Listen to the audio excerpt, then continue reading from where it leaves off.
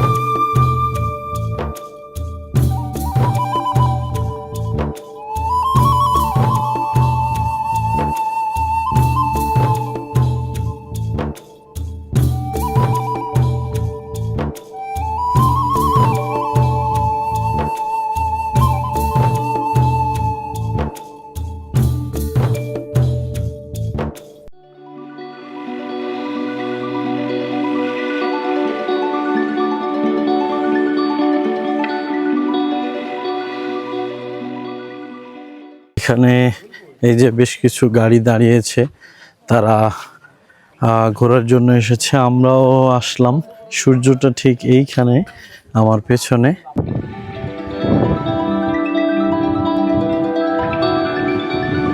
এই মুহূর্তে আমরা আছি বান্দরবনের তমাতুঙ্গি নামের একটা স্পটে। এই জায়গাটা বান্দরবনের থানচি উপজেলার মধ্যে পড়ছে। এই জায়গাটার দৃশ্য খুবই অসাধারণ।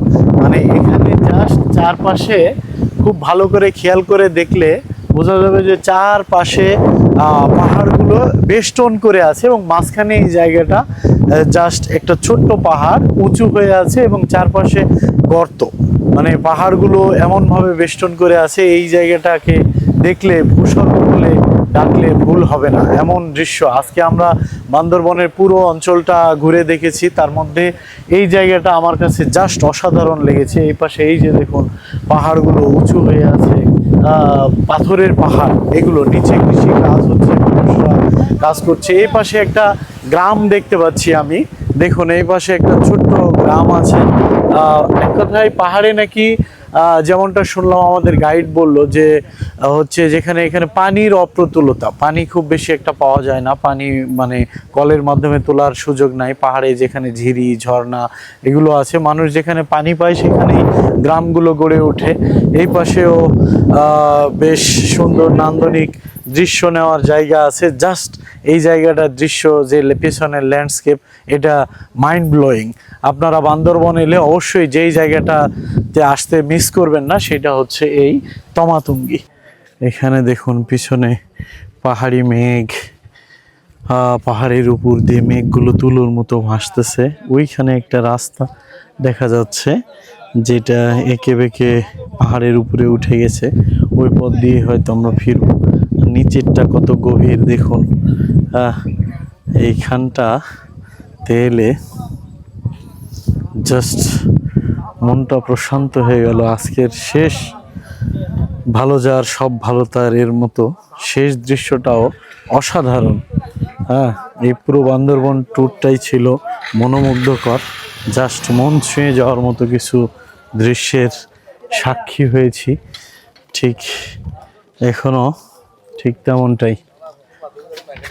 এখন এই জায়গাটার উপরে যাব, এখানে গেলে লাস্ট ভিউ পয়েন্টটা দেখতে কেমন লাগে এখান থেকে দেখবো আর কি।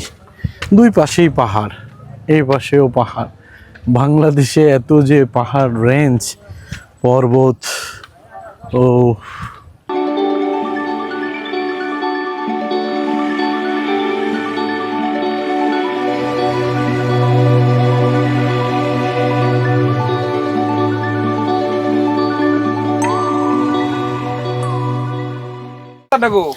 এখানে এই গোল চত্বরটাতে এসে দাঁড়ালাম উপরে।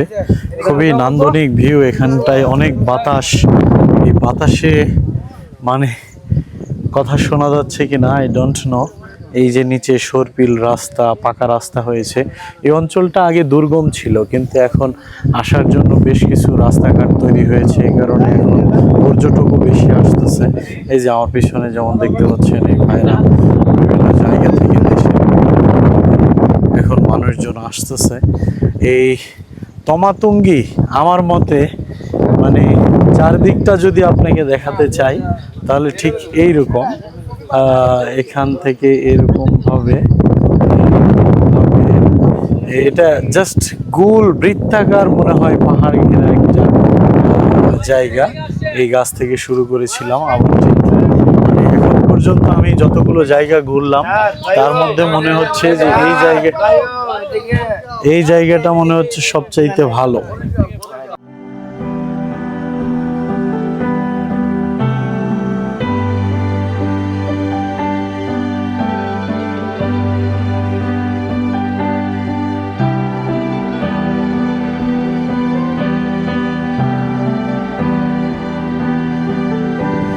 এত সুন্দর দৃশ্য তমাতুঙ্গিতে পুরোটাই রাউন্ড দিয়েছি। এই জায়গাটা কি মনে হচ্ছে বেষ্টন করে আছে, কোথায় এমন হরিত ক্ষেত্র আকাশতলে মেশে। মনে হচ্ছে এই জায়গাটিতে পাহাড়, আকাশের গায়ে পাহাড় ঠিক হেলান দিয়ে রয়েছে। জায়গাটিতে এলেই এই দৃশ্যটা পাওয়া যায়। If you ask me what is the motto of my life, my motto is to see the unseen, to know the unknown. ইউলিসেসের মতো আমাকেও বলতে হয় যে আমি জীবনের স্বাদ পেয়েছি এই পৃথিবী দর্শনের মধ্যেই। আসলে ঘরে বসে থেকে এই জীর্ণ পৃথিবীতে নিজের জীবনটাকে বিকিয়ে দেওয়ার কোনো মানে নেই।